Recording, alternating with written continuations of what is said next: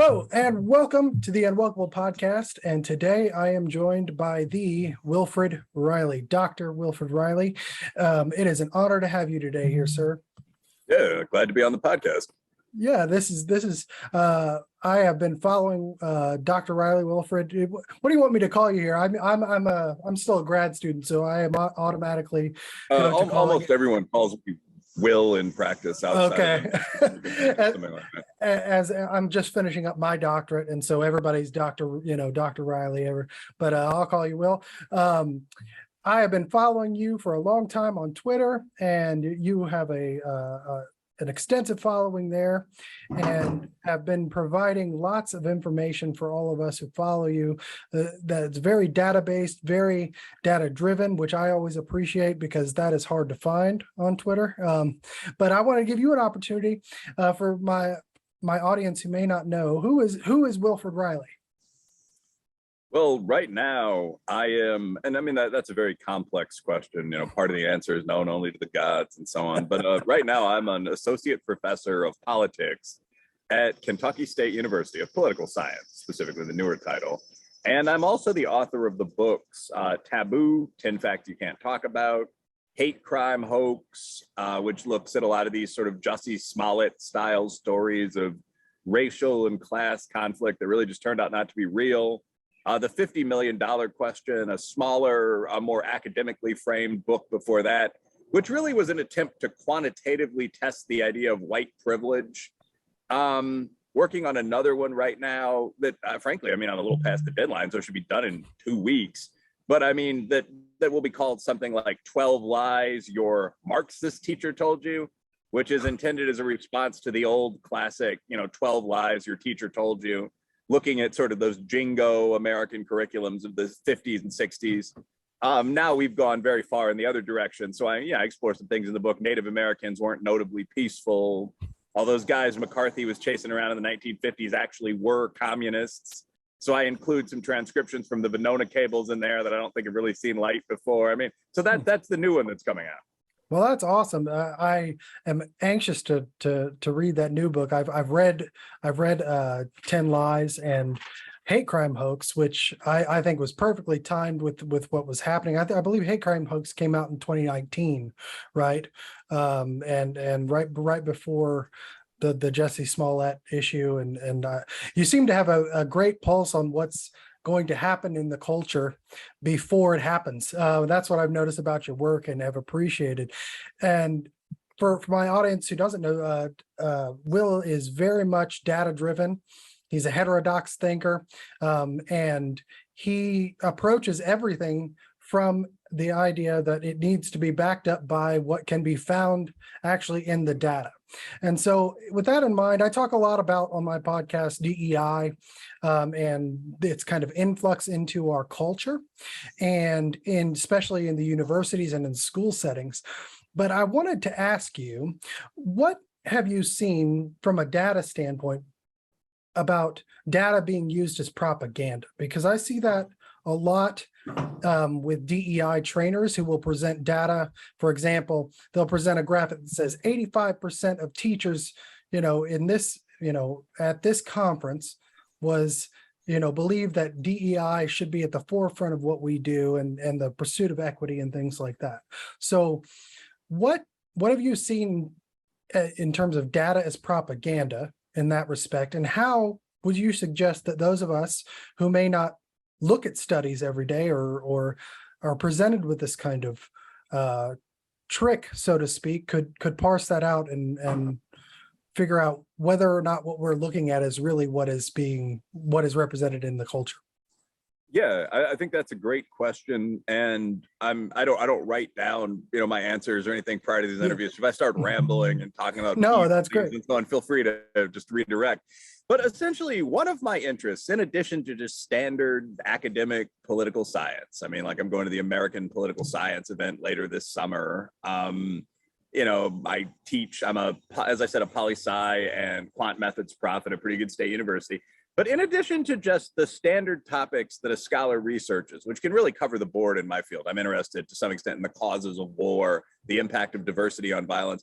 But what's become my main focus over the past couple of years is using contemporary quantitative methods, linear, logistic, more advanced forms of regression, for example, to look at some of these claims that are very popular at the upper end of sort of middle and highbrow public discourse, that are in the magazines, that are in the trainings that everyone hears, and determine as best I can whether or not they are valid. And what I find is very, very often what you describe as the use of selected information as propaganda. I do think that's a good way of putting it. So when I mentioned that book, The $50 Million Question, that's actually a good intro, not just on sort of like buy my book grounds, but because the book is a response to another fairly famous book, which was Andrew Hacker's Two Nations. In 1992, and there's some good stuff in this book. Hacker's an honorable guy. But in 1992, this Queen's U political scientist looked at the state of race relations in the USA. And one of the things he did that became just incredibly famous was ask a group of white people, of white males in Queens, essentially. So I don't know how unbiased the sample was, but how much money they'd have to be paid to be Black. And the average answer, in fact, I know I recall correctly, was $50 million.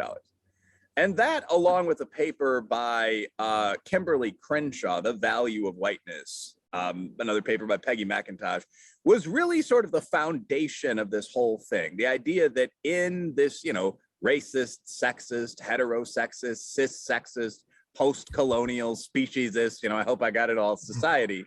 I think you did. Yeah, probably got a couple things. Yeah. Ableist. But I mean, whiteness has a testable value such that white people would demand tens of millions of dollars to consider any changes to their identity, but minorities would presumably want to be white. I mean, this was a very, very famous conclusion. For my college dissertation, which became a book, I noted that the obvious problem with this was that the guy didn't have a control group. So he was just asking white people. And the genesis of this was really not academic. I mean, one day I was playing basketball with a group of friends, and a lot of my friends are upper middle class Black and Asian guys. And I asked the group of men, you know, if I'm looking at this, I'm thinking about writing on this, how much money would you have to be paid to become white? And the average answer that they demanded was around $80 million. And there were Caucasian guys in the group as well. And it was just sort of people in good faith ragging on each other. Like, yeah, would I still be able to dance? You know, would I have to wear polo shirts? Would my fashion have to change? You know, guys are making fun of each other, but you realize from the conversation that there are real questions here. Like in the era of mass affirmative action advantages for minorities, or in the era of growing linked fate in the Black community, where Black people test as slightly more racist than whites, which is something we'll get into. Is it actually true that there's any unique privilege here at all? So I surveyed a couple thousand people, and I essentially asked them, you know, assuming this was possible at all, there was an opt-out given in the question, like, do you think this is just stupid? But assuming this is possible at all, how much money would you have to be paid to change your race? And I asked about a number of other characteristics as well, like sex and sexual orientation, even through in religious faith tradition. And what I found was just kind of commonsensical, that the whites did demand about the figure that Hacker found, but that most minorities demanded more money. If you view this as a measure of either racism or privilege, and I'm also not sure about that. I'm not sure about a lot of these measures we use in social science, like racial resentment or authoritarianism, right? But I mean, assuming that you view this as a measure of, say, bias, the most racist group in the country would be old Asian men, who very, very often explicitly said, like, no, I would not become a Westerner. You guys are our great rival society, and we are, in my mind, a more advanced people. Blacks scored as slightly more racist than whites, which I don't think would surprise anyone who's encountered a lot of members of both groups.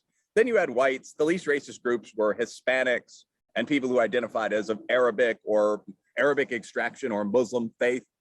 And I think that's because, just practically speaking, those are both very racially mixed communities, of course. So you can be Latino and be Black in West African genetic terms. You can be Latino and be white, of pure Castilian descent. So they viewed us as a little bit primitive, actually.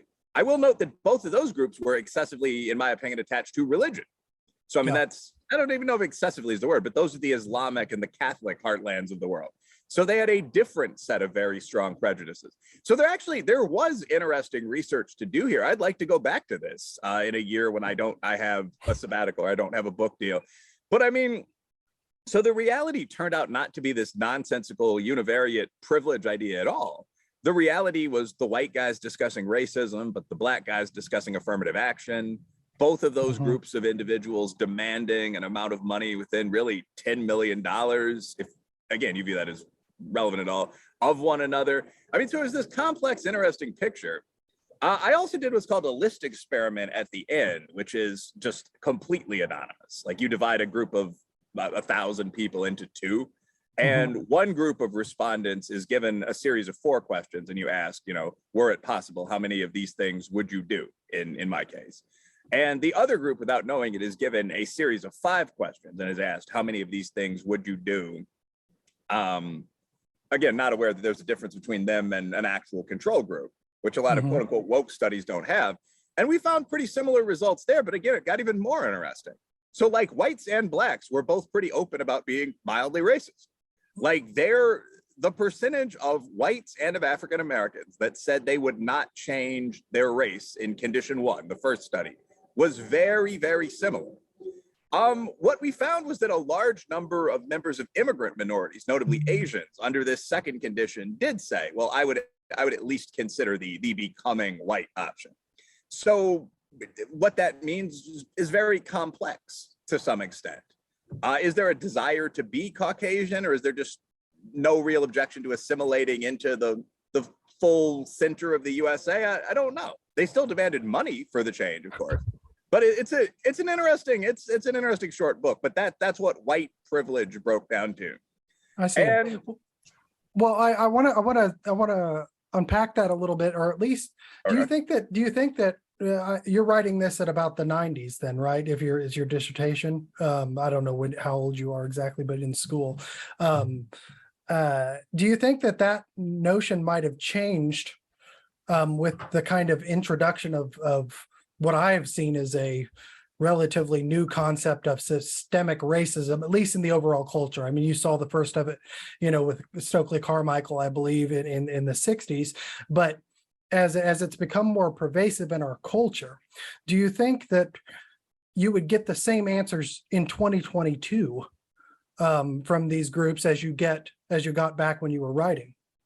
I think so. I mean, so first of all, Hacker wrote in 1992, but I mean, I'm not at 40 years, man. I mean, so like, okay. I'm teasing a little, but the project here began in the late aughts and was completed in 2015. Okay. So it's reasonably, I mean, it's still citable today. I mean, I think the figure is probably reasonably representative. I also think that if anything, what you probably would see is an increase in identity valuation among blacks. I mean, we don't talk about it a great deal while discussing, endless systemic racism. The people are aware affirmative action exists, and those programs are intensifying, during the quote unquote racial reckoning. I think even people who do feel that there's very prevalent systemic racism are also likely to say, well, I'm an American, I'm a warrior, I can overcome that. We see a lot of this when we study linked fate and so on. So I think there's virtually no chance that the black figures would drop. What you probably would see is a little more self-hatred among whites. I mean, so again, this is, and as someone who gets along well with my white countrymen, I really dislike this, but this is something that you see pretty often. I mean, like, have you ever seen the famous, the quote unquote Goldberg graph, like how race is valued by every group in the country? Yeah, I believe I have. Yes. Even just recently. Yes. Yeah, I drop it on Twitter every time I see it. But Zach Goldberg, who again I think is finishing up his PhD at a top university, hopefully he'll be able to get into the academic game after looking at some of this stuff. But he looked at, I don't know whether these are his original numbers or not, but he looked at levels of racial identification among every group in America, and they were all identical with one exception. So like, the graph is hilarious. It's like, compared to an outgroup population, which they give, whatever it is, Puerto Rican, but compared to an outgroup population in the USA, how highly would you say you value your own ethnic identity group? And the sweet spot here, if I recall the psych research, is that you're supposed to like the other group 5, like 70 out of 100, but you're supposed to prefer your group by 10 to 15 points. This is just standard ethnic identification. These sort of studies are done all around the world. And what he found was that blacks are actually a little too quote unquote racist, but blacks were at like 15.6 points. So like right there at the top of the healthy barrier. Conservatives were 11, Hispanics were 12, Asians were 13. Everyone was within this one very narrow range, except for white liberals who undervalued their group relative to the comparator by, and yeah, this, I think, I'm sure, I'm positive we've both seen this, but who undervalued their own group by something crazy like 12 points. Mm-hmm. So I think that one of the things that's come out of this entire, we're going to focus American history on these almost minor chunks of it. I mean, the enslavement of 10% of the national population in the poorest region of the country. Certainly one of the things that helped define this country, but not necessarily, I think historians would have generally set up there with the War of Independence. This kind of emphasis, I think, has had an impact on a lot of white kids, where people are forced to almost make a decision, like either I'm going to reject this, and that's where the anti-woke movement comes from, or I'm going to accept that I am implicit in this. Like if you ever read, this is kind of a personal question here, but have you ever been to an Alcoholics Anonymous meeting or anything like that? No, I have not, but my father had, so I've seen the book and I'm aware of it and know of it for sure. Yeah, pretty much the same thing for me. Yep. I mean, I've never felt a desire to like institutionally stop drinking beer or something. Mm-hmm. But I mean, if you ever read their sort of foundational literature, it's very much like you're always a drunk. You will mm-hmm. never not be a gutter drunk. If right. you stop going to meetings for 1 week, you will be drunk. You will be in. I mean, it's very just explicit. And the guys who started this, Dr. Brown and whoever, were serious drunks. I mean, people that were going to work under the influence of alcohol. So if you read Ibram Kendi, it reads like that. Like, you are always going to be a racist. Your people created the most racist system in history. Whenever you see a gap between two groups, you may not even know what it is, but what causes it, but you should assume it's racism from your group. So mm-hmm. I think you would see less of a sense of pride among young whites following a couple of years of this. But again, that hardly confirms the idea of white privilege. And just very briefly, there's another test that I've done at a smaller scale, non-published level. But there are simple scales of privilege or ease of experience in life. I mean, pretty standard one, just designed to look at the different class and sex and so on privileges, was designed by grad students somewhere, if I recall correctly. And it led the BuzzFeed website actually for a month or so, just test your privilege. And I remember my friends and I doing this back in 2015. And if you just I've given this scale to several hundred students just out of sheer interest, haven't submitted this to a journal or anything like that. But, and obviously to do that, I'd have to formalize it a little more, go through IRB and all that. But what I find is that about 70% of privilege seems to just be social class. Mm-hmm. I mean, this is an even simpler way of looking at this question, right? Like if you take the 110 item survey and you give it to 1,000 people, and then you regress the results against race, SES, region, sex, what you're going to find is that almost everything is more predictive of privilege than race itself in 2022. And the big predictor was class, which I just literally measured as, how much money do you make or does your family make if you're under 26? And that was the huge majority of it. The predicted questions like, have you ever gone to bed hungry? Have you ever lost a physical fight? Have you ever been forced to turn down an unpaid internship? Like all that was just how much money you had. It had absolutely nothing to do with the color of your skin and so on down the line. Yeah, well, and that's a lot of why I started following you, in particular, because we have kind of the same background. You kind of grew up, a poor kid, I believe, in Chicago, right? Yeah. And kind of made your way through academia and got to a point where you're not having to deal with that kind of class-based problem set that you grew up in. And I identify with that because I'm the first person to graduate high school in my family, go back 2 or 3 generations. And that has, and actually there was my first experience with a working family, was with an African-American family of a friend of mine. He was the homecoming king, and he kind of took me under his, took me under his wing and said, hey, come spend the night at my house. I was in high school, he's a senior, I'm a sophomore. But that was my first experience. And that's kind of what when all this started to really blow up in 2020 and especially on campuses and things, I approached this problem of anti-racism as presented by Ibram Kendi, as he approaches his idea of anti-racism is explicitly policy-based, right? And it's rooted in equity numbers based upon your makeup.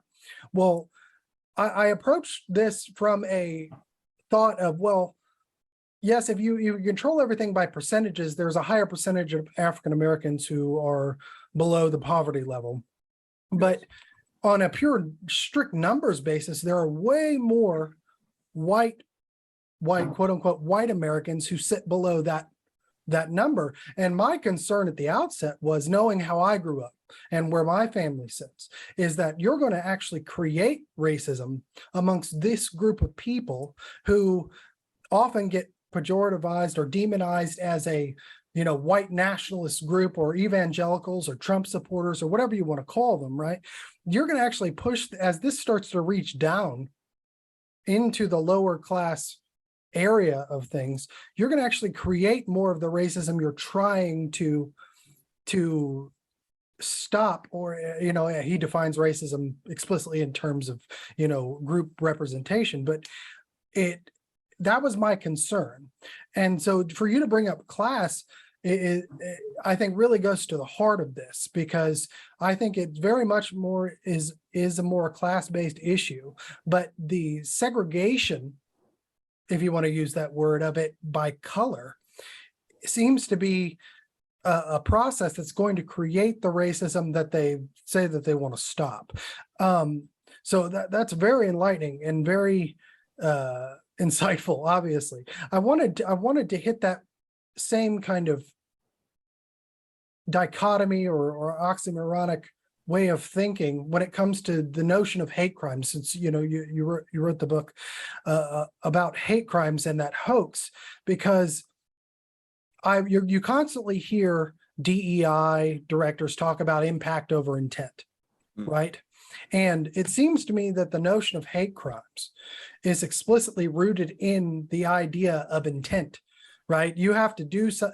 I believe all crimes are hate crimes, especially the violent crimes, right? You're doing that out of a measure of hate or malice. And we tier, even murder, right? You have first degree, second degree, third degree murder based upon the intent of the actor. How is it that we have a whole classification now of crime in society based upon your intent, when it seems that the underlying movement behind it wants to kind of remove intent from all of our social interactions just to focus on the impact of whatever happens? It seems it doesn't jive logically. So where do you think that comes from? Well, I think so. I'm actually going to double back and comment a little bit on some of the stuff that you said about class, and then get into that. I think one of the answers is just a lot of this stuff isn't very intelligent. It's pretty low IQ and incoherent. But I mean, so when you talk about the focus on, for example, race, the focus on very specific immutable characteristics, distracting from an analysis of things that are probably more important, like class, like IQ, which I think is in large part a result of training. So, I mean, children are going to perform better, as KIPP Academy demonstrated, the more they are trained to be successful. So just focusing on sort of residual racism gets us away from that. One of the things you mentioned, though, is something that's very specifically true. There's a lot of evidence showing that kind of systemic racism training doesn't really make people any more sympathetic to the plight of poor Black people. Because, I mean, you also notice that there are a lot of Black people that are not poor, for example, but it makes people very contemptuous of poor whites. And that almost certainly does have a backlash effect. I mean, if you look at the quote unquote alt-right, that's composed almost entirely of high IQ, working to middle income white men. And their feeling is, I'm constantly being told that I'm a racist by morons.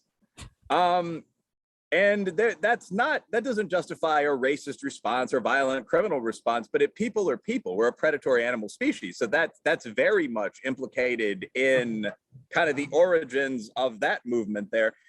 And at a broader level, one of the most notable things about what I think of as Kindiangelism is kind of the dumb univariate nature of it all. Like, I don't want to keep saying dumb and low IQ and so on. I don't mean that as a proxy for like women or something. Right. But I mean, it's just like the first thing that I looked at, was a pretty major article for commentary. Parts of it have gone into my conference papers and so on. But the first thing that I ever looked at in this context was income by race. And this is something that Kendi and Derek Bell in the past, all these guys have focused on. There are gaps in earnings between blacks and whites, and the almost universal explanation on the hard left side of the fence is just racism. And you hear this from the feminists too, right? About sex, like women make 59 cents to every dollar men do. That's just straight up sexism. And at some level, and I think this has been pointed out more in the sexuality space, like we know that's not true. Like we know if you are a female lawyer in the patents division, you're not making 59 cents for every dollar that a male lawyer in the patents division makes, right? I mean, like if that were in fact the case, there would be no reason for every amoral, mildly edgy boss in the world not just to hire all women. It would be virtually impossible to get a job as a man. What you actually see when you look at the 59 cents or the 72 cents to the dollar statistics is that these are completely dishonest. I mean, the first one includes women that aren't working at all. So like my partner, Jane's chosen to be a home manager because I'm doing pretty well. So she has half of my money, bluntly. I mean, it would be absurd to describe her as poor, but her technical income would be $0. So that's how you get to women make half what men do, half of the women are housewives. The 72 cents figure, whatever it is, 74 cents this year, is a little more honest, but that's just all men versus all women, regardless of job. Right. So if you're a bank executive and your wife is a part-time secretary for the junior league, you make $120,000 and she makes $37,000. And that's how you get that gap. When you actually look at men and women in the same field with similar negotiating behaviors, the gap is like 1 cent. And I have no problem saying the effect of sexism is a full cent on the dollar. I mean, that's minor, but it's still problematic. We should work with it, you know, and that's before you get into harassment and so on. But the reality is dramatically different from the false presentation that most people take as the reality. And the same thing is true in racial space. So kind of getting back to the point, when I was looking at incomes by race, the average income for a black man was, or a black household was, I think, $46,000. The average income for a white household was a little under $65,000. But it turns out that almost literally every serious person ever to look at this and crunch the numbers, including me, but shout out to June O'Neill in the past.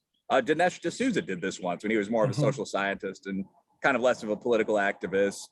Quite a few. Roland Fryer just did this. If you adjust for very basic things, the gap almost immediately vanishes. The one I usually lead with during speeches, during presentations, because it's so non-controversial, is that the most common age, the modal average for a black guy is 27, for a white guy it's 58.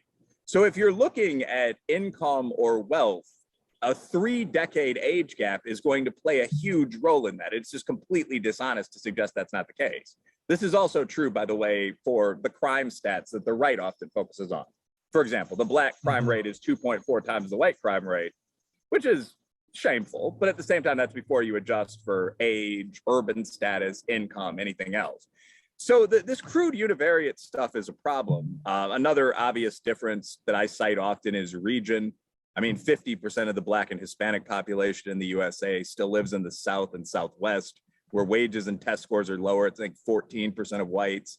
Then you have to get into the practical, controversial stuff. I mean, the average Black SAT is a 955. 941, actually, a little down the last year I looked at. The average Asian SAT is 1200. So, I mean, if you're looking at incomes across group, there's no way those two guys are going to be making the same amount of money. I mean, graduating with a master's from Stanford pays you more than graduating with a BA or associates from, South Foot Community College. Right. So these are all simple realities that are just never accounted for. And when you account for them, again, Kindiangelism sort of vanishes.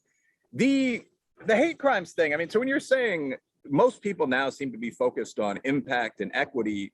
Why have an intent-based crime? Yeah. To some extent, I think it's a bit of a legacy of an older kind of woke period. The idea of hate crimes really came out of the, who is it? Gore Vidal said this, but came out of the search for the great white defendant. Yeah. Bonfire of Vanity. But anyway, the idea was that many prosecutors, many people that work in law enforcement do feel a little awkward about the fact that much of what they do is lock up Black and poor white kids for the possession of a couple of grams of weed. And during past eras of racial conflict, like the kind of O.J. Simpson through James Byrd era, there was a focus on, well, let's crack down intensely on these cases that indicate racial violence or that involve racial violence. That's an especially despicable kind of conflict. I don't know whether I disagree with that. I don't see why a racial fight between young males is more disgusting than a rape or many other crimes. But I think that was the initial motivator. And now there actually are people reconsidering the hate crime laws in light of the idea of, implicit bias or disproportionate representation. Like the group that's most overrepresented in the contemporary courtroom for hate crimes is actually Black people. So, I mean, Black people make up, about counting interracials, 14% of the population, and I think 23% of hate crime defendants. So this often happens, this sort of awkward situation where you try to target something that's seen as a uniquely white form of racism or as Caucasian criminal behavior. You see this with mass shootings now, but it actually turns out that America is a very high crime country and Black Americans actually have a higher crime rate. So the behavior is widely dispersed and you end up with a lot of Black guys in court for attacking Jews and so on. And right now, I mean, this seems to be an arena that's really awkward for a lot of people. I mean, we see that with Stop Asian Hate. Yeah. Where, I mean, there was a series of brutal attacks on Asians in urban areas for about 2 years. And this became a national hashtag. It looked like this was going to reach a similar level of prominence to what Black Lives Matter did. And the problem became pretty immediately apparent when you started looking at the defendants. I mean, 70–80% of them were urban Black and Hispanic guys. There was no, and these were legit hate crimes. These were Asian women thrown on train tracks for being Asian. But there was no point you could make here about the brutal nature of white society or something like that. Right. So the entire movement almost slunk off the front pages. Yeah, well, and that gets into where I kind of wanted to go next is the political implications of all of this, because it seems, you're a professor of political science, and there's a history, I think, of identity politics going back, as far back as humankind, obviously, whether you're talking about just rhetoric or where do you see this kind of, because obviously I think you're right, the intent of that law or that movement or the kind of backfired a little bit and you saw people back off of it. Do you anticipate that happening just in terms of identity politics, especially as we're getting now, we've kind of moved away from the whole race issue for a little bit, it seems, in terms of, what you see on Twitter now. It's all about gender and and the banned word grooming or kind of throwing these terms around. How is this all, how do you think this is going to progress politically? Well, because it just seems to be backfiring. I agree with you. I think it's well put. I think the left is frankly going to have to cut this albatross off from around its neck. Now, I mean, I'm on the center right politically. I'm a businessman. I'm friendly with yourself, James Lindsay. We interact with some of the same people online and off. So, I mean, I personally don't care if they want to start losing elections in sequence, whatever.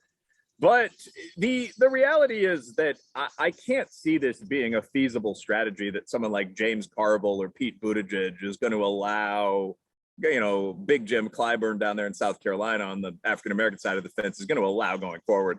I mean, one of the things we're seeing is that this constant focus on, in particular, Blacks, during a time when we've seen crime increase in the USA, like 40+% of it Black, is really pissing off ordinary working class people. Yeah. And it's moving them toward the GOP in droves. I mean, this isn't some contested social science finding. I mean, this is like Pew is dropping figures like Hispanics are polling between 36 and 51% Republican. you know, well, and you just dropped something on Twitter that said basically that the crime rate has gone up amongst was it African American communities during the whole Black Lives Matter kind of push and the racial reckoning, and I thought that was very interesting because what I've encountered, I deal with a lot of, my wife's a teacher, and we deal with a lot of just normal, people of all races, but African Americans that come up to me or come up to her and go, "What is going on here? Why can't I sing, monkeys jumping on the bed anymore?" I mean, outlandish things is that when they're actually facing real problems, whether it's inflation or it's crime in the community or it's homelessness or anything like that, I see a normal person, if you want to use that term, backlash regardless of race. Yeah, I think it's going to be, right now, it's strongest among minorities other than native-born Black Americans, though. And I think that's because of the focus of the racial reckoning has been really on, this country has committed historical sins against Blacks and maybe natives and Jews. The natives and Jews don't get a lot of stage time, I noticed. But okay, like there are a few population groups that we've done bad things to. And I don't think anyone really denies that at some level that's true. But I think if you are a Hispanic or Asian immigrant or a Black immigrant, some of the most successful people in this country come from Nigeria, Botswana, Jamaica, the island paradises, Barbados, Bahamas. By the way, notice that today there are a lot of successful Black countries. Like, people from these places aren't making excuses and going on welfare. But if you're a guy who comes here from Nigeria or from the Oaxacan tip of Mexico, where people are of Mayan descent and a lot darker than many Black Americans, and you're experiencing occasional racism, but you also see how easy it is to start a business here and so on, and you hear this consistent complaining and crying and puling about this lost race wars 200 years ago, bluntly, I don't think you're going to be very sympathetic to that. And that's especially the case in the context of attacks on things you probably hold dear. I mean, the modern left's not very good on small business. It's not very sympathetic toward religion, including my own traditional Catholic faith. I mean, it's not exactly lowering crime in urban areas. So, I mean, I think as you see crime surging, and a lot of it, frankly, committed by African Americans, and as you see what seems to be a focus on a few specific groups within the population, feminist women, Black Americans, so on, and as a lot of this seems to produce direct negative results for you, if you're a Muslim shopkeeper in a diverse neighborhood, you're probably going to swing a little bit toward the conservative boys in blue. And I think that's what you're seeing with Muslims. The few times I've seen broken out data, it's what you're seeing with West Africans. You're even seeing this with Jewish Americans these days. But Hispanics are the big block. Hispanics are probably going to be a Republican voting coalition in the next election. So that's pretty remarkable. But at the same time, it's not very surprising. I will say the surge in, bluntly, Black crime, although white radicals have certainly held their own. If you go to Portland and Seattle, you see a lot of criminal, fatherless white kids too. Same motivators there, I would imagine. But I mean, the surge in African-American crime during the racial reckoning is not really surprising from kind of a brutally amoral standpoint. I mean, a great deal of the Black Lives Matter stuff focused on defunding the police, reducing rates of police stops, getting this invading army out of our neighborhoods kind of talk. I mean, there was a major op-ed in, I think, the New York Times called "Yes, We Mean Literally Defund the Police." Yeah.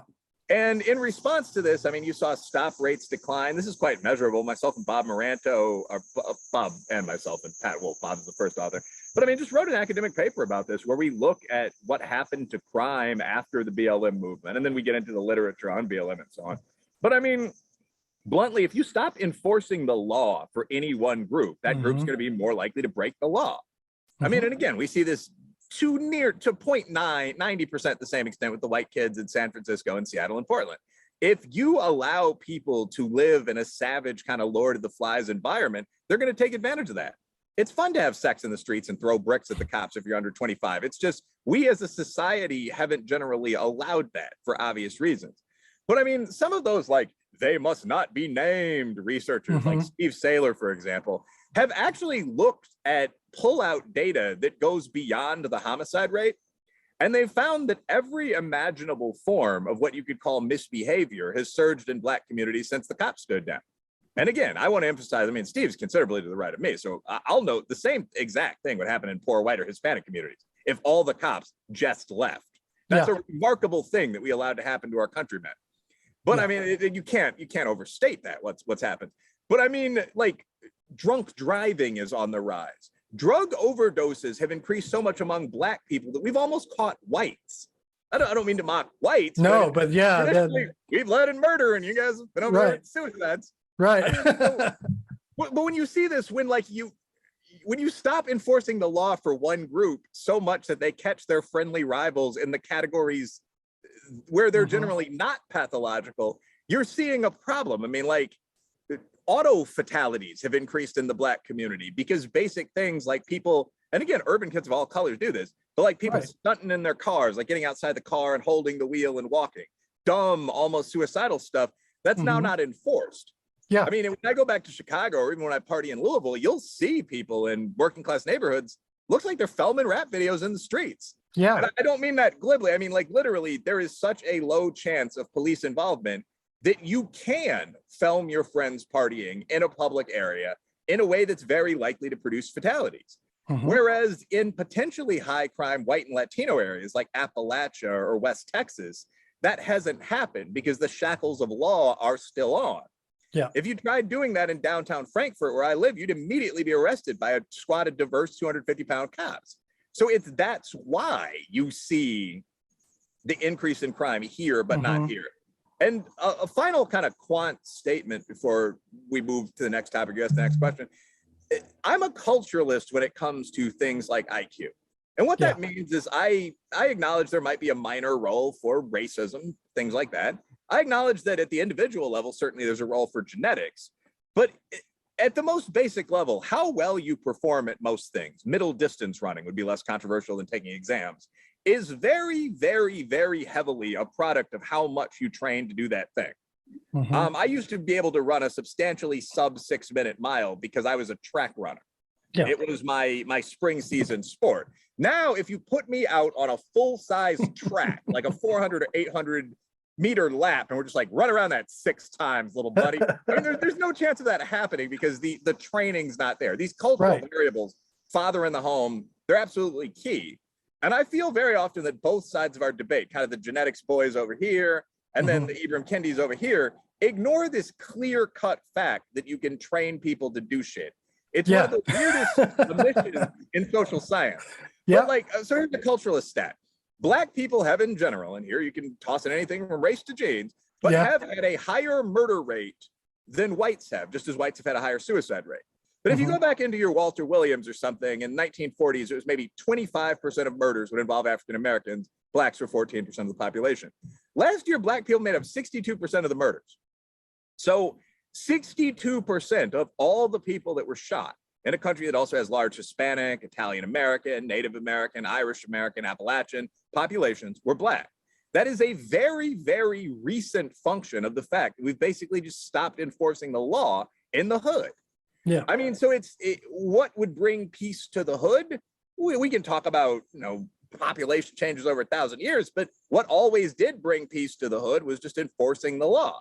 So a movement that spoke out against enforcing the law is having a dramatic negative effect there. Right. So again, well, and I think that's right on, but I want to just make the point that I grew up in, rural Missouri. Okay. And so, and you have, I would say it's a predominantly white area, although the place I was from was very, very diverse.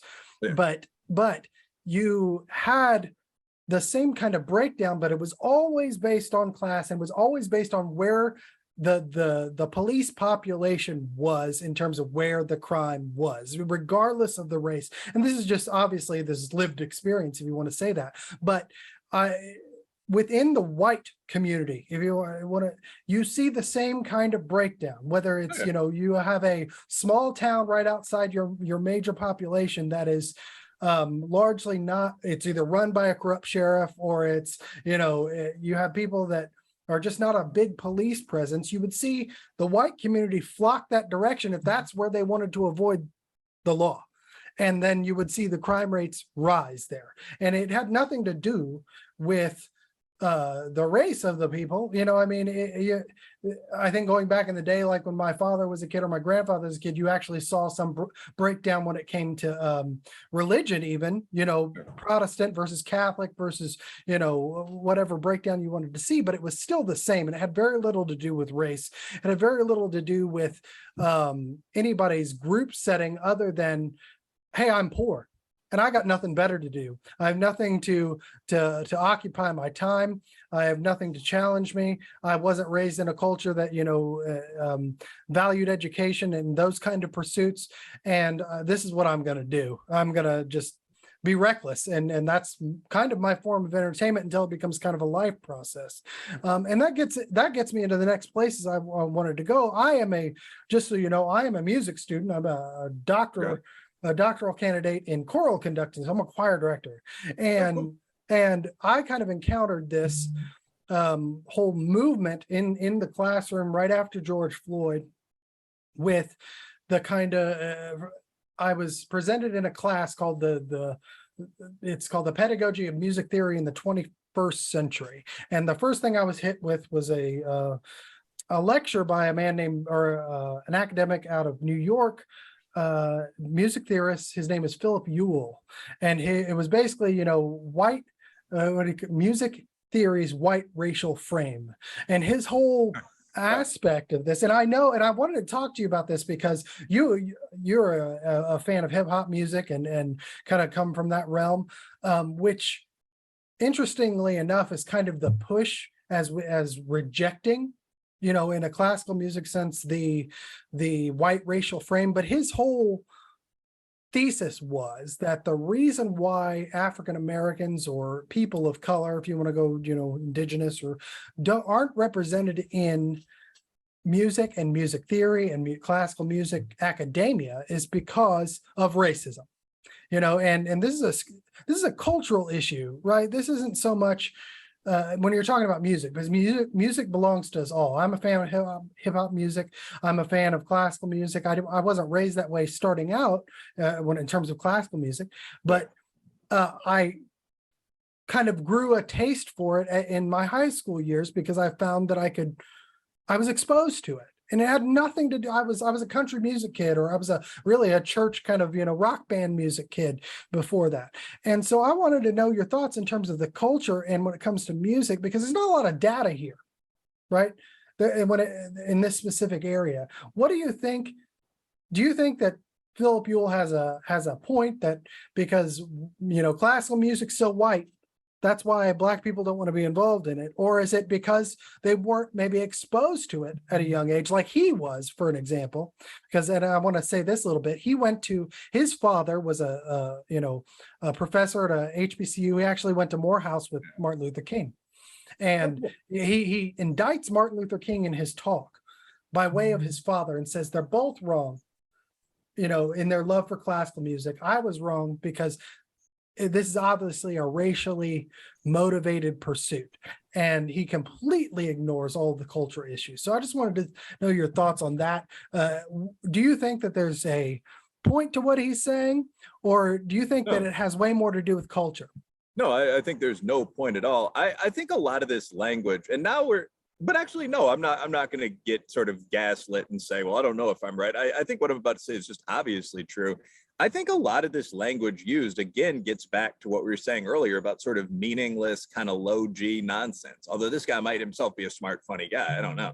But the claim of like a white racial frame in the context of music doesn't make sense to me at all. You might clarify some of this as a professional student of the field. Yeah. But I mean, my understanding is that there are different types of musical and orchestral compositions that have existed across human societies for right. Well, let me clarify a little bit. Music theory is, so he's a music theorist, and he was presenting to a music theory conference. And music theory actually is the most, I would say, science-based musical pursuit, right? It's literally all music theory. When you're talking about composition, which is kind of where he goes into, all it is a way to map a scientific provable phenomena based on waves that go across the air, and then Western society early on, 1500s, developed a method to write that down and translate it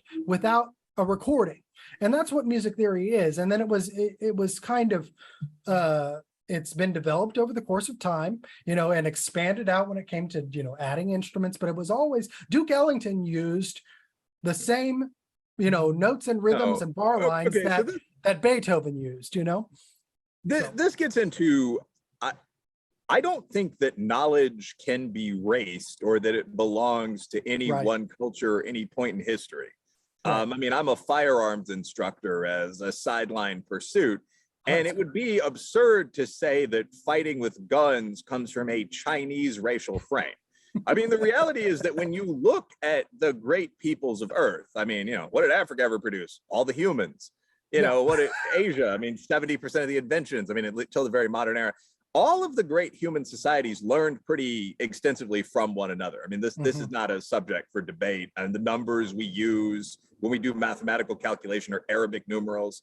The alternative name would actually be Moorish numerals if you want to get a little hotep there. I mean, but you're not coming from a Black racial frame or a dark-skinned Caucasian racial frame when you're doing mathematics. Knowledge simply, once it's discovered by an individual inventor, because all whites didn't work together to figure out musical notation, becomes the intellectual property of the human race.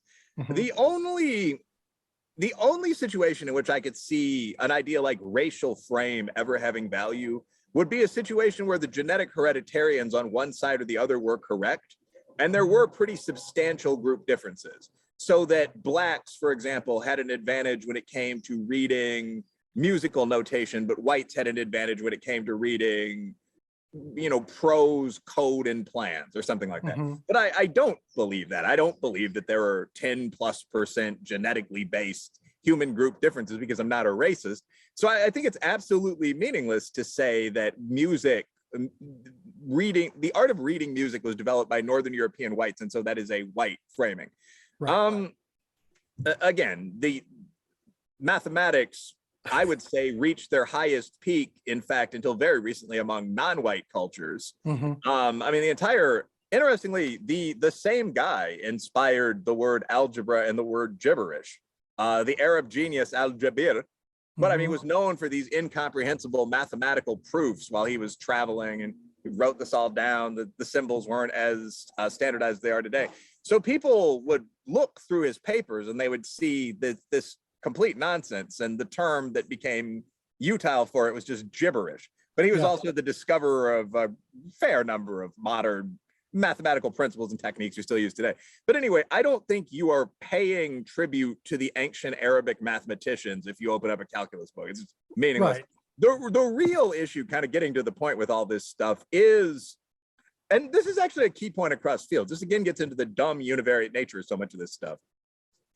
The idea that any field that doesn't display proper proportional representation is wildly actually racist or sexist is something you're starting to see more and more these days. Like, some of these covers are so ridiculous that I took pictures of 7 or 8 of them and put them up on Twitter a couple weeks ago. But the last time I was in the airport going to a business conference, almost every magazine's frontispiece was like this. So like Outside Magazine was asking the question, why is the wilderness so white? And then you'd go down to like Architectural Digest, and it's like, how can we get more diversity into the field of traditional Malaysian architectural analysis? Everyone's an upper class Southeast Asian. And it's just, and on and on and on with this. And to me, to answer your question, obviously there are key cultural variables. Like, I would assume that most people that are interested in Malaysian architectural history would be smart guys from Southeast Asia. So sure, if you, a white or a Black, stumbles into that field, give them a scholarship, you want to diversify it a little, but I don't have a problem with that. In fact, I would probably prefer that if I were taking a course in, what would it be, Bahasa Malay, the language, that the teacher be of Malay cultural or genetic origins. If I walked in there and I saw an Irish guy who'd spent a couple of years in the Free Burma Rangers or something, I might have some questions about their capability to actually teach me the topic. So segmentation by group, this Tom Sowell's famous 60% of Italian chefs are Italian, I don't think is itself problematic at all. In fact, if I can, let me pull up a document here fields in which, this might take a second. That's fine.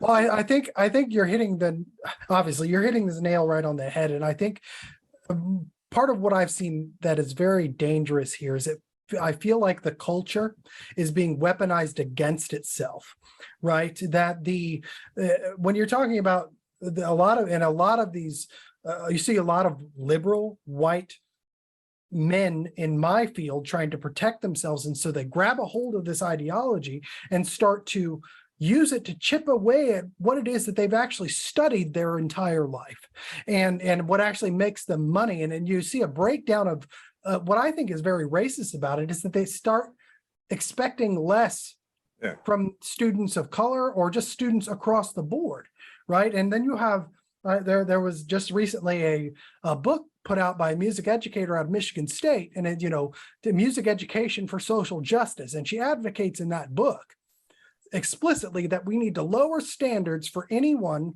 who comes from a historically oppressed group, right? And that might, in order for them to get into school so that they can be a part of this process. And that to me, just, you're hitting the Robin DiAngelo, oh my gosh, why are you so racist? Like, I mean, that's what I'm hit with. And it's weaponizing this ideology against themselves in a way that I think is just pathological. It doesn't make any sense. Well, I think pathological is a good term for it. I mean, when I mentioned earlier, and sorry, I'm outside, it's a little No, that's okay. Might take off this top shirt actually. Yeah. But when I mentioned earlier that every single human group scores at pretty much the same level, at least it's, I'm going to put my shirt back on, but scores at pretty much the same level, at least in civilized countries like the States, when it comes to in-group, out-group feeling, and then there are white liberals, that's actually not a healthy finding. I mean, there is a substantial amount of self-hate, in-group distrust, so on, among that particular population. And the question is whether it's even in-group dislike or whether it's you like yourself, but you view most of the people that look like you as villains or as wicked or something like that. But so I guess I have three comments here. First, in terms of culture, I got this document pulled up. So this is from the Journal of Blacks in Higher Education. It's just called Fields Where African Americans Earn Few or No Doctoral Degrees. And they're talking about the problem with claims that your institution is racist if you don't have a proportional breakdown of, say, Blacks and Hispanics. And I'll just read some of this. Because of our focus in education and business, where we do quite well, Blacks are vastly underrepresented among doctoral degree recipients in many disciplines. For example, African Americans earned only 1.8% of all doctorates awarded in physics to US citizens and permanent residents. I noticed there's a little cop out there to carve out those Nigerians at the end. But Blacks earned 3.8% of all mathematics and statistics doctorates, that's with Africans in, 3.7% of all doctorates in computer science, and only 4.1% of all doctorates awarded in engineering disciplines. In 2016, this is more striking. According to the National Science Foundation, 1,660 doctorates were awarded in the fields of agricultural economics, fishing, fisheries science, wildlife biology, geophysics, seismology, paleontology, ocean and marine sciences, astronomy, atomic physics, nuclear physics, plasma physics, general physics, logic and topology, neuropsychology, physical and biological anthropology, applied linguistics, French, Italian, German, Latin American languages and literature, European history and classics. Not one was earned by an African American. So, I mean, I think we definitely need to work on that pipeline there. But when you talk about the hard, basic reality of colleges, large institutions like my own University of Illinois, saying that we're going to have a fully diverse 11% African-American anthropology department, for example, by 2030, I mean, you're talking fantasy and woo. Yeah. I mean, it's an absolutely unachievable thing. So, I mean, when you talk about a large number of young academics, young business people, most of whom are white, just because most people are, they're latching onto this stuff. It's the ideology of the day. They want to feel protected. I think that because I suspect there are clandestinely quite a few members of this cohort in your audience, the first piece of advice I would give is don't do that. Because obviously there's going to be a Jew in Hitler's army element to it. And I don't mean to directly compare those two situations. Like if you are a white male who is applying for a job at Barnard, and you're as woke as possible, and you state in your equity statement and all the other things you now have to do that your primary goal is diversifying the campus and so on, there's always going to be one question hanging around your neck, which is, why don't you give your job to a black guy? Right. And I mean, really, anyone would be ahead of you on that hierarchy, right? Like an Asian woman, that's a group that earns plenty of doctorates, would be ahead of you on the oppression hierarchy. So once you accept, we're not going to judge people based on qualifications, based on talent, based on IQ score. We're going to judge people based on immutable group characteristics. You can't, this is one of the things I think FAIR and 1776 Unites and these kind of centrist to center right groups I work with are actually very good on. Yeah. That is the one line that has to be held. We can debate gender and so on.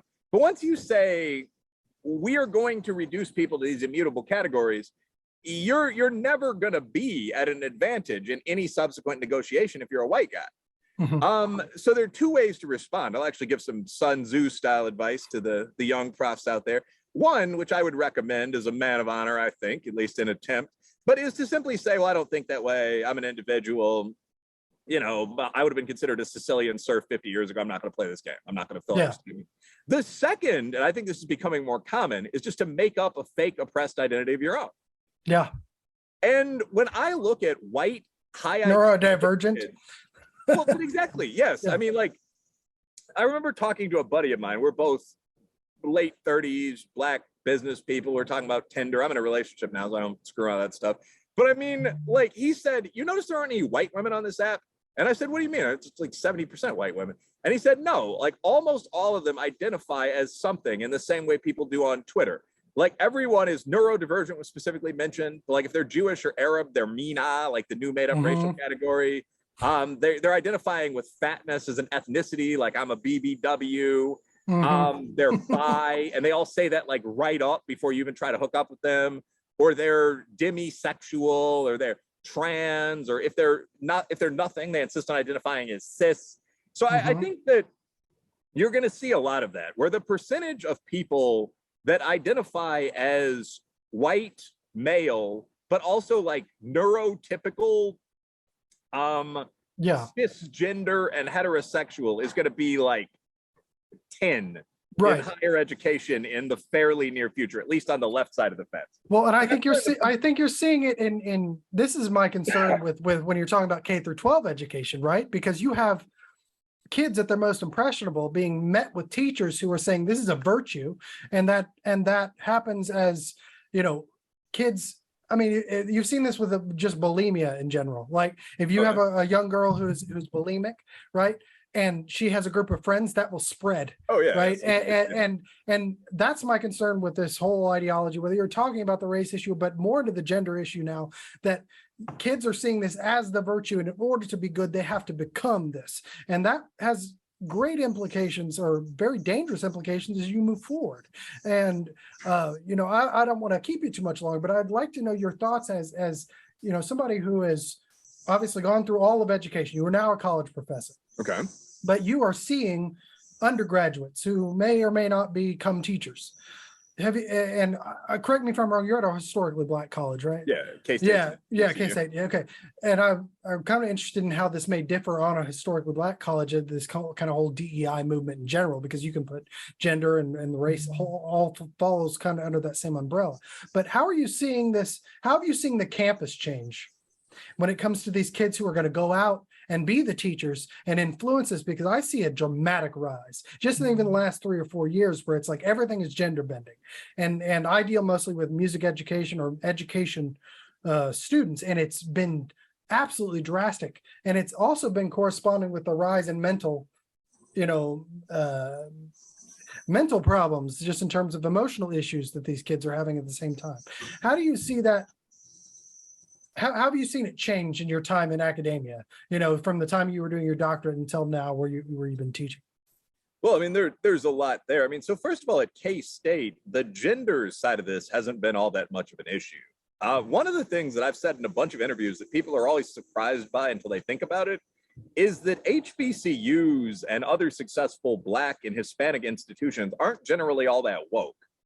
Like, we obviously oppose traditional racism, but the people that really drive the woke movement aren't Black business people. They're sort of purple-haired white kids, generally upper middle class, but I mean, more seriously, that feel a need to abase themselves, that feel they've done something wrong or their ancestors have done something terrible in the past. I mean, if you're, I mean, I mentioned a departmental or a budget meeting today. Like, if you're sitting in a room and everyone in the room is a well-adjusted Black man with a tie on, it's going to be very, very hard to say, you know, who's at fault for these issues we're dealing with, you know, Whitey. It just doesn't make sense. There might be one Caucasian in the room and he's a junior faculty member who everyone likes. Right. So we actually don't have a radically woke environment. I mean, there are some people who would probably ID as trans, but I don't know any non-binary, you know, Black Kentucky student athletes or something like that right now. So I'm not exactly at the peak of that trend. But I mean, looking at the gender movement all in, I mean, I would agree with, I think that the basic point you're making isn't really debatable. I mean, when you talk about there being more sexual orientational flex or more gender flex among young people, I mean, the latest data came out for under 25s recently, and they found that 15.6% of people identify as in some way queer, their term. And you know that the 15% of the population is not gay at the marry a man level. That means hook up at a party bisexual, or that means I'm trans or dimmy or inbee or some other college student label. So that's simply, Bill Maher once jokingly described this as coming out as look at me. I mean, in one of many funny videos on this, but like a demisexual, just for the audience that hasn't yet encountered one, is a woman that won't have sex with you unless she actually likes you and finds you attractive. And it's one of the funniest things in the world. Like, if you actually read about demisexuality, one of the indicators is that people who are demisexual will wait at least 3 dates to sleep with you. And I was talking, it's old-fashioned values, right? I was talking about this with like friends of mine, and they were like, bro, it's just Catholic. I mean, it's like, none of these working class men thought of this as something that was at all unusual, remarkable. But I mean, I do think you're obviously seeing more people that are identifying with that sort of thing. You're not seeing more people that are actually having unprotected anal sex with men at a young age. In fact, you're seeing rates of sex among youth decline. All across the board. Across the board, So what you're seeing is really this sort of weird identity claiming. Like, it's not like the kids that are doing this are actually in passionate bisexual love affairs at 14. Many of them have probably never been kissed, but it's you're choosing this identity. And I do think that a big part of that is no one wants to be a well-adjusted upper middle class white girl from Frankfurt, you know, to some extent. So you're saying, well, instead I am a, you know, demisexual girl boss.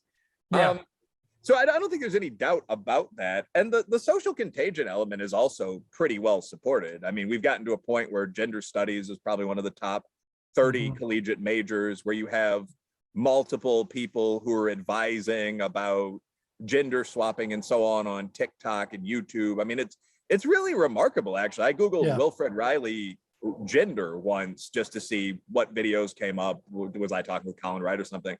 And there are a couple of videos of me, and then there was this rabbit hole down into all these influencers talking about binding your breasts and, you know, packing underwear and all this other stuff. And it's really fascinating. There's a whole world of it. There's like Tomboy Enterprises sells all this stuff to kids. So like hip young girls will buy, you know, like a patch for their skateboard and then also underwear with a fake penis in them.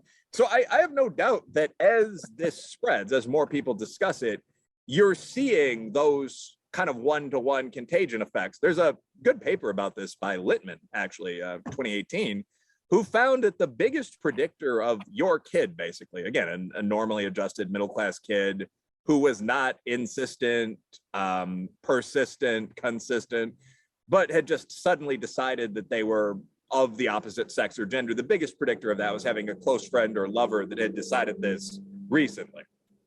So, I mean, in some urban big city schools in New York or San Francisco or even Chicago or Louisville, I mean, you would have a network of people that had taken on this identity and then started talking to their friends about, well, if you feel this way, you may have the same issue or the same characteristics. And I mean, to me, a lot of this bluntly ties into the fact that gender ideology is complete nonsense. I mean, so like that is a big part of the baseline here. Like many of the people that developed modern gender ideology, Kinsey, Money, arguably later career Butler, were nuts. Yeah. And the basic idea is really as simple as it sounds. It is biological sex is real. And I think like the Colin Wrights and so on are winning the argument over there. I don't think many people think it's not. But there's this other thing that is of at least equal value. And that is essentially how masculine or feminine you identify as being on the Butler scale.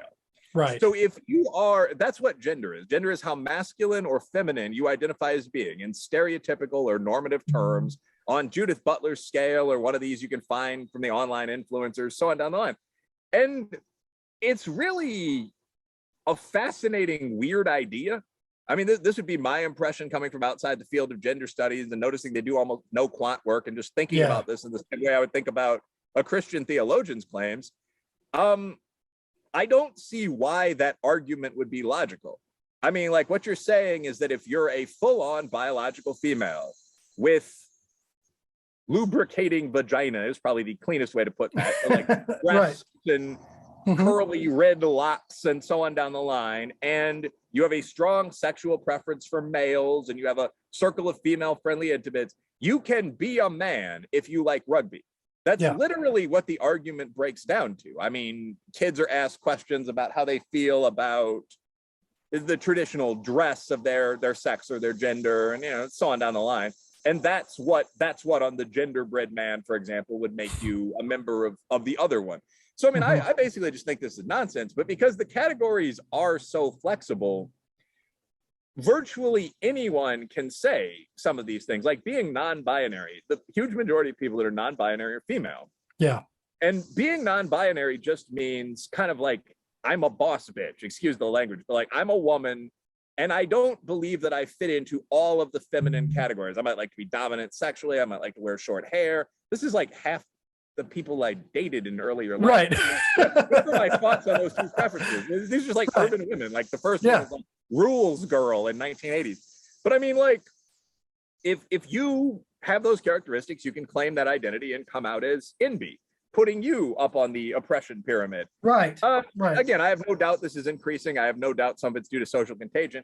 The real question with this is just how seriously people are going to, frankly, pretend to take it, and for how long. And I think as you get into real examples, like with the Leah Thomas thing, like, okay, it's a matter of identification. So can I, as a fully biologically male swimmer, compete in the women's national championship? And there are people saying, yes, of course you can. We're not bigots. I think the ordinary person looking at that is going to say, these people are insane. They're nuts. So that again, like the extreme racial stuff, is going to be a lodestone around the neck of the left parties, the Democrats and the Greens, unless something's done about it. Well, and I think that hits the nail right on the head to bring this around full circle. And I know you got to go, you're sitting outside, and I really appreciate you being here. But I think it, as soon as it becomes completely obvious that it's unavoidable that this is an albatross around the neck of those politically and that they can't make money off of it anymore, that they can't win office on it anymore, that you're going to see it continue until that becomes obvious. And I hope that that's sooner rather than later, because my concern is, I think that we're going to see a backlash here, especially, I mean, you're running into 2022, you run into 2024, everything is so short term now, but you have a whole generation that it's being soiled with this, for lack of a better term, that it's literally harming them mentally, psychologically, physically, you're going to see the ramifications of that, not in the next 5 years. You're going to see it 15 or 20 years from now when they start to take over, and whether that is, I think that could manifest in two different ways. It could manifest in another resurgence of what we're seeing, only to the nth degree, or it could manifest in kind of a counter reaction that could overdo it. Whether you want to talk about a post-liberal movement where you're seeking the strong man, or whether you want to pejorativize it or demonize it as Trumpism on steroids. I see that kind of a backlash maybe forming too. And that's what scares me about this, because it is embedded so deep in lower education. I'm talking pre-K, kindergarten, that and coming at this from a music standpoint, just as an example, try to sing the ABCs without singing them. Try to say them without singing them. That type of stuff is embedded in your mind and informs you beyond, your formative years, and it will stick with you. And so my concern with this is how it's going to manifest politically, because I think that just like Lincoln said, the philosophy of the schoolhouse in one generation will be the philosophy of government in the next. And I think that's what you hit on a lot of without directly saying it a lot of times is, hey, let's look at the data here and actually contend with the problem, right? And not with what we perceive the problem to be. And there's actual science that shows that. And so I'm going to give you the last word. What can we do to prevent my what I just kind of articulated as my two nightmare scenarios where we go really woke and to the point that it destroys society, or we go reactionary to woke to the point that it destroys freedom? I think it could, in our future. Yeah, that's a good question. I think that the most basic thing ordinary citizens can do is tell the truth.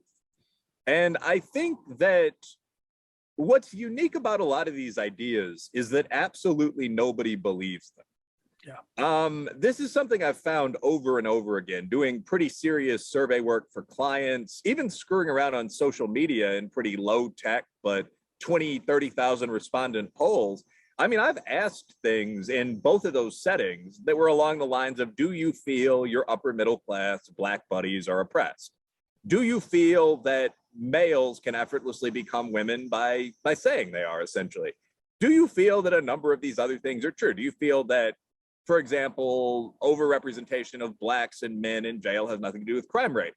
And very consistently, in response to these things that you're all sort of supposed to believe, only 1 or 2% of people have actually said they do believe this. I mean, the trans thing maybe got up to 5%. People were very willing to say, like, I'll be socially polite. But no, you asked me anonymously. You had the Survey Monkey link through the social media page. No, I don't believe that, and I can't imagine many people do.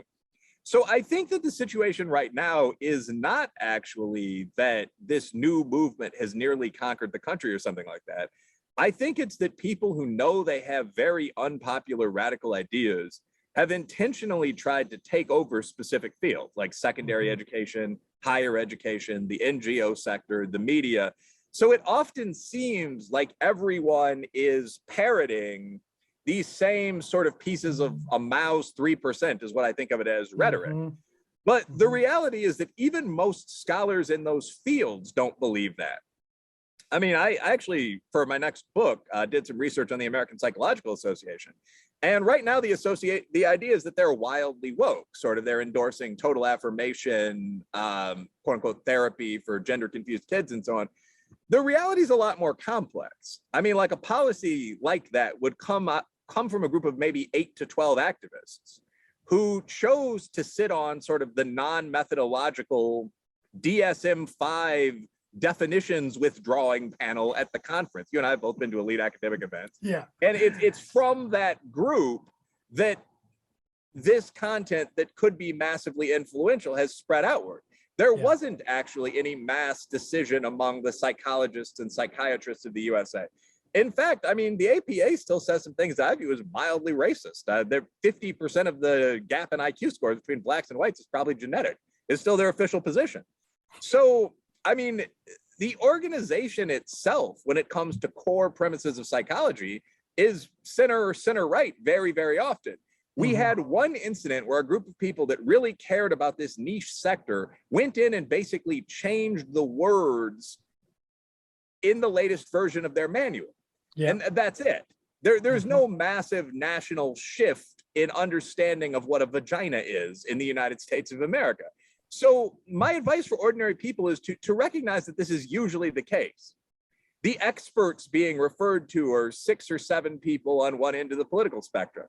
It's just as easy to find experts on the other side in most cases. I mean, if I wanted to cite anything from watchful waiting when it comes to quote unquote transgender kids to a sane attitude toward COVID, I mean, the first 2 people I could name would be the Surgeon General of the great state of Florida and then the King of Sweden. So, I mean, anyone can do this. Yeah. You know, so just realize that what you are thinking in common sense terms, supported by 49% of the experts and every intelligent person you know, is shared by most of the people in society. So just speak up, get involved with groups that fight back against this sort of thing. And there's a giant anti-woke movement growing. I mean, Yes. I've mentioned I provided advice for FAIR, Foundation Against Intolerance and Racism. 1776 Unites is a bit more on the right side of the aisle. That's the Black business and social science communities response to the nonsensical 1619 Project. The Revolutionary War was fought to decrease freedom, was the argument there.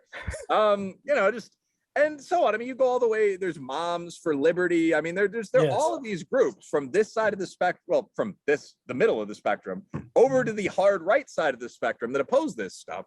I would encourage people to get involved, tell the truth. And if you go online and look at any number of just ordinary people with, say, a master's degree and a good sense of wit, Eva Korolova, the lesbian writer from Canada, comes to mind.